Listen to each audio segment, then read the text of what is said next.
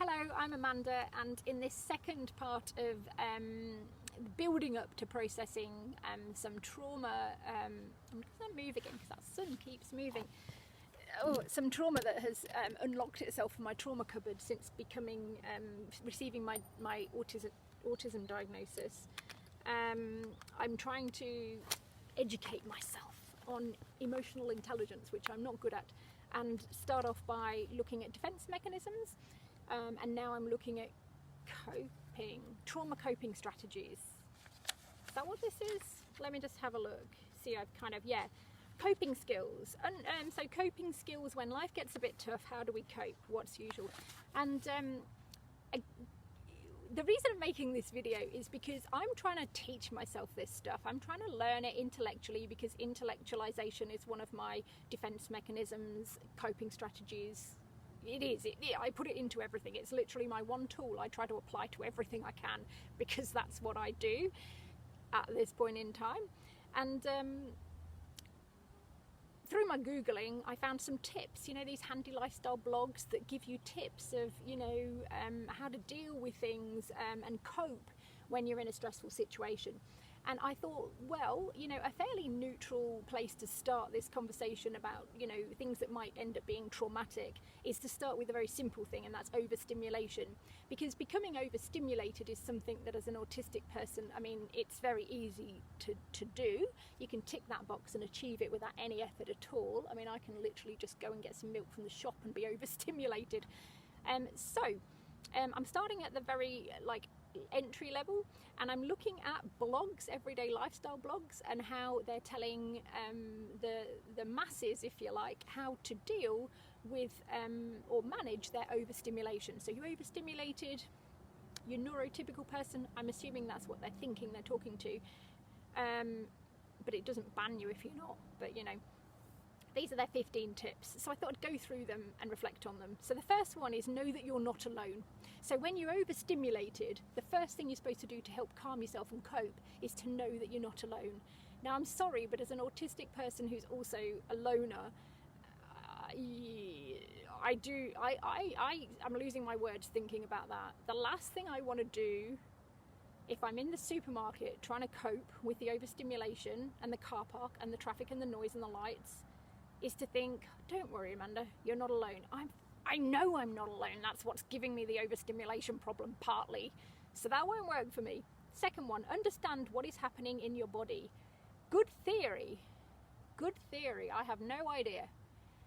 I was the person who used to drive my car with my fists clenched on the steering wheel for years before I realised I was driving with my fists clenched on the steering wheel. I had no idea I did that. I don't even know, I think it was tension. I had tension in my body there was things going on, I guess. But understand what's happening in your body as if that's easy. And this is tips for dealing with overstimulation.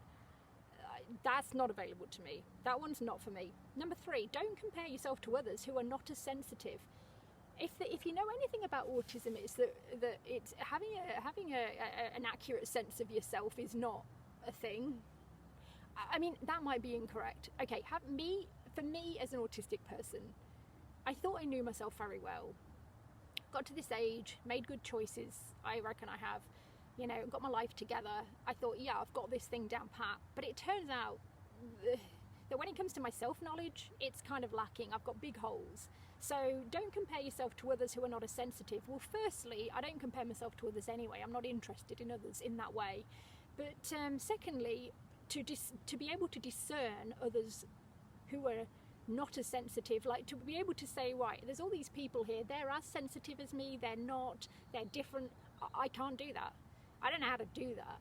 I don't know what's going on for other people. So again, that's not accessible for me. Another one, number 4, know your triggers. Everything except for nature. Covered, sorted. How's that going to help me? It's not. Well, I guess it is. It's like you just go and live in a forest. But that's not practical. Be selective. What's worth getting overstimulated for? Tea bags, chocolate, maybe a pop concert. I don't know. You know, this is getting hard, because what's worth getting, I don't know, a paycheck? You have to do that. You know, this is good, I get it. But when you're overstimulated by everything, again, it's kind of like, this is not going to work for me again. Manage your schedule. Manage. If you put that word manage in front of anything, it's not, again, this isn't coming from oppositional or what's that other defense mechanism. I struggle to manage anything because I don't know enough. I've not got the insight or the emotional intelligence to be able to manage. I can't. I have ADHD too, and that makes it hard for me to plan. I get inertia, autistic inertia, so I can go super fast on some things, and then I think I'll do everything super fast, and then I can't do anything for weeks, not even pick up a pen. Planning and managing my schedule is a bloody nightmare. It's like a trauma. I'm traumatized and overstimulated thinking about it. Okay, then we move to number 7. Learn to appreciate the gifts that come with being as you are. The first thing that comes to my mind is that's a load of bollocks.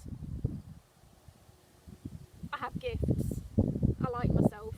But that's not going to help me because it's not relevant. Okay? Be mindful. This is number 8. Be mindful of what's happening in your body. Let's just go to number 2. Understand what's happening in your body and then be mindful of what's happening. To me, they're the same thing and I haven't got a clue. I mean, I have after the event, probably when I've already hurt myself or clenched my teeth. I mean, I clenched my teeth until I broke them. I'm not good at that stuff. Number 9, create an imaginary boundary. Dissociation. I think I can relate to that. I don't see how that's helpful. I don't know whether that's what they mean. I have no idea what they mean. But when it says create an imaginary boundary, shut down. That doesn't get you any tea bags, as far as I know. Take breaks, that's number 10. Awesome. Yeah, I do agree with that, and I do think that's a good one. Take breaks. That's a good one. Definitely I can manage that. You know, overstimulated, take breaks, go outside. That is one reason why I like to park in a outdoor car park at a shopping mall. If I've got to go to a shopping mall or shopping centre and there's an option of parking outside or inside, I'll park outside, because then at least I get a bit of air and blue sky between the onslaught of sensory, you know, overload that happens inside the store.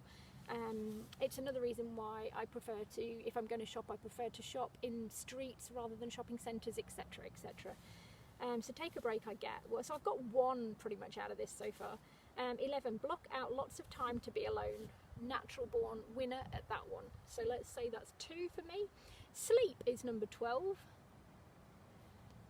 Thank you. I won't say any more about that.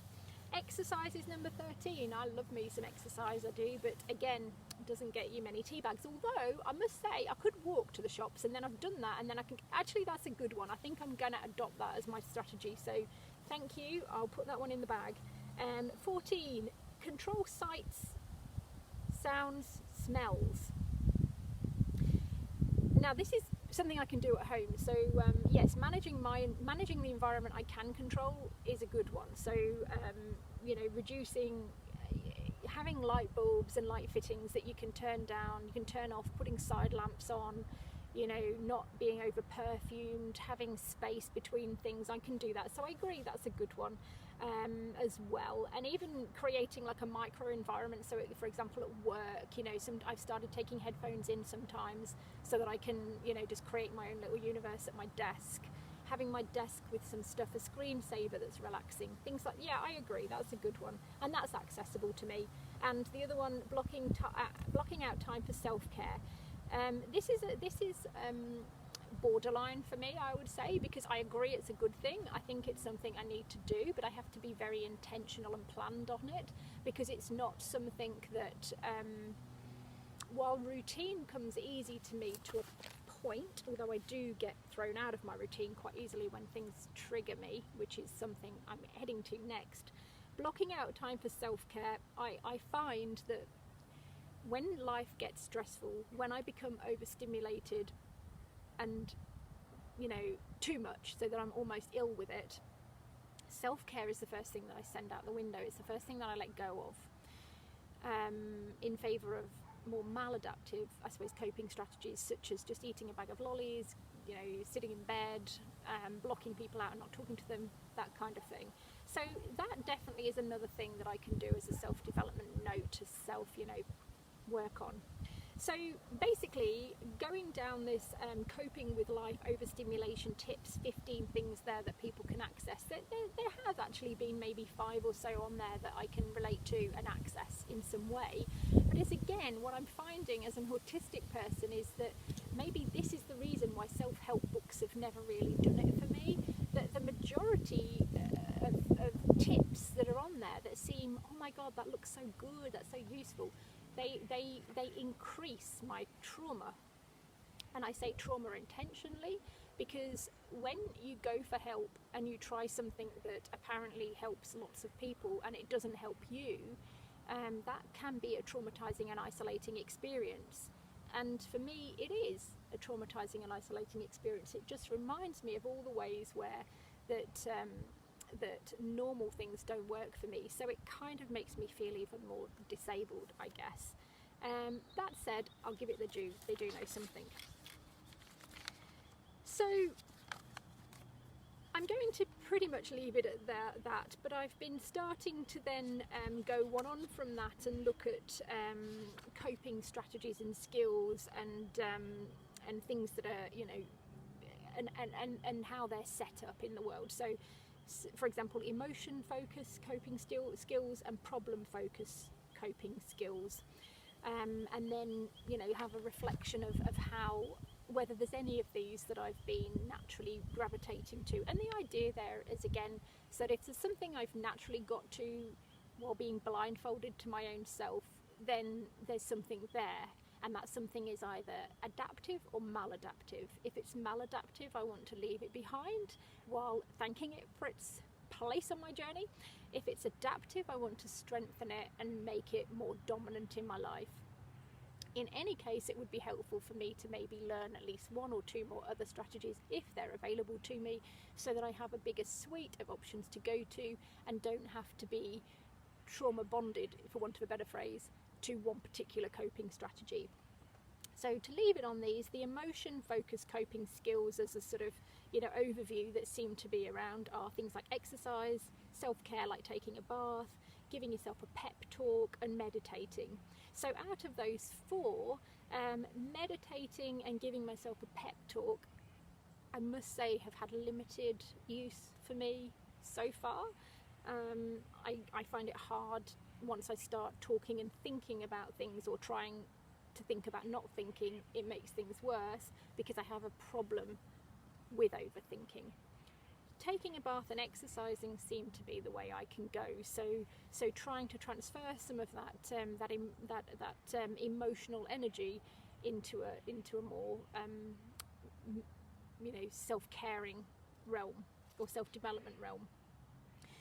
Exercising is also quite good for me because I can use my love of calculation and numbers, so I can calculate things. I can plot and plan. It serves it feeds into my intellectual bent, my pattern-seeking love, and I'm also getting that physical sensationary feedback through my body, and it's making me tired, which means I probably sleep well. So I understand that exercise is good for my emotional health.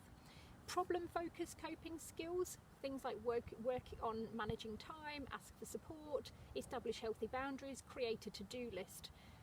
All of those are giving me a bit of anxiety thinking about. Working on managing time, very, very difficult with autistic inertia and ADHD, because like I said, I have a lumpy skill set where something can take me 1 hour or 17 days to even start. Very, very difficult. So that's something that maybe I need to explore in my trauma cupboard. Asking for support, again, mixed feelings here, mostly negative, I think, because I've had a lot of times in my life as an undiagnosed autistic adult and as a child, when I've asked for help, they've given me help that doesn't help me, or and which has felt invalidating, or they've given me help which would be helpful had I enough time to apply it. And then again, it's not, that invalidation of not having the time to implement things. Establishing healthy boundaries, very, very hard for me to do, because I've only just learned who I am on another level, and so I need to learn more about that and establish and dig into, again, that trauma cupboard as to why maybe I don't have healthy boundaries, what are boundaries, learning all of that. So it's not a given that for me that I even know what that looks like or how I'd even go about starting to establish those. And then creating a to-do list, that's sort of helpful. I do like writing, and I do like writing lists, but I don't actually get as much pleasure as I see maybe other people do of ticking things off lists. It still stresses me out if it's stressful. I don't know what it is exactly. I have a feeling it's something to do with overwhelm, and it can be as overwhelming seeing something done as not done, which maybe that's something behind there that I need to work on. So emotion focused coping skills, I think I can manage 2 out of the 4. Problem focused coping skills, I'm going to struggle a bit more with them, but I think there might be half a one that I've got a foot in the door. And basically, that's me. Actually, no, what is the time? Yeah, I'm just going to finish off by outlining, just talking about the 15 unhealthy coping skills. So these are things that we might all do from time to time, I guess, and I'll just have mention of them. So in terms of coping skills, there's one, leave without warning. I've done that. That's that fight-flight thing. Fight and negative comebacks. I've definitely done that more times than I'd probably like to admit, but not enough to make it completely dysfunctional. But I don't necessarily. I think that's something that I definitely should be looking at. Defensiveness, absolutely yes. I have been known to defend my position far too strong, and be attached to it in far too deep a way. Flight mentally, that's a detachment, yes, I do that. Sleeping away the problem, I find it very hard to do that. Sometimes I get so tired, but that's usually through overstimulation. But just sleeping away the problem, I don't think I can do. Passive aggressive behaviour, ultimatums, I've always said to people I'm aggressive. I don't know that's more me, I think. So I'd say that's more 2 than 6, the second one I said. Negative body language, crossed arms, rolled eyes, crossed and closed off legs and arms. My body language could be doing anything. I wouldn't read too much into it if you're another person, because it could be anything. I mean, I'm sure at some point I'll learn what it all means for me, but what it means for most people and what it means for me, there's no guarantee it means the same. Not listening, but jumping in and waiting and wanting to talk. Jumping in, waiting to talk. Yeah, sometimes I do that. I don't get the space. I don't understand that crisscross of communication very well. Avoiding eye contact. That's my natural way of being. Again, I'm not a psychopath if I don't look at you. I'm not trying to cope with something that I can't face up to. I don't know what it is about eye contact, but I'm not good at it. Overeating, don't tend to do that. Undereating, don't tend to do that. Eating rubbish, I do. That's not on there, but I'll just put that in. So yeah, eating weird stuff, yes, but not over or under. I generally have a good grasp on my calories, which is my calculator self, but those calories might come from not good food, so that's kind of that. Lack of sleep, yes, that can sometimes happen. Letting go of reality, I guess dissociation is a bit of that, but if you interpret that as letting go of reality in favour of fantasy, no, not since I was about 7 probably. Lack of proper hygiene, not really me. I'm very good on my routines. Lack of communication, definitely. So unfortunately I scored much higher in unhealthy coping skills than the healthy ones, but again, it's a start and it's somewhere to go. So hopefully that video has been helpful. I'm reflecting on this as I prepare myself to work through my trauma cupboard, which is things that are unhealthy things that are really triggering for me and that really block me and are holding me back from, I guess, my best life, and that's partly the PTSD stuff. But in the meantime, as someone who's autistic, it really helps me to get up to speed with all these language and these recommendations and examine them and see, and so I can get to know what works for me. Because the last thing I want to do is spend my time in therapy and paying for therapy and being told to go home and practice some skills, not realising that those skills will not serve me. So I'm hoping that with my the benefits of my added years of life experience and some of the things I've gone through and some of the ways I've coped in the past, that I can do some of that work myself and then just not shortcut the process, but actually use that energy into more positive things that are actually more authentically me. So that's that. Hopefully that this and the last video have been helpful or interesting, and it'd be useful to know if any of it's relatable to you. Thank you.